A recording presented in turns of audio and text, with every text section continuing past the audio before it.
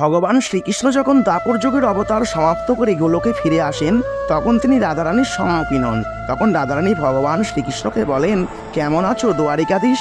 রাধারানীর মুখে এই কথা শুনে ভগবান খুবই অবাক হয়ে যান, কারণ যে রাধারানী আমাকে কানা বা কৃষ্ণ বলে ডাকতো, সে আমাকে দ্বারিকাধীশ কেন বলছে?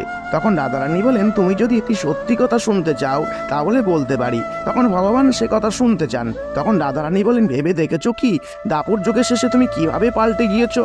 আর এক আঙুলের সুদর্শন চক্রের বলে তুমি বাঁশির কথা ভুলে গিয়েছো। কৃষ্ণ যখন তুমি প্রেমের সঙ্গে জড়িয়েছিলে, তখন কনিষ্ঠ আঙুলি গোবর্ধন পর্বত উঠিয়ে সকল ব্রজবাসীকে বাঁচিয়েছিলে।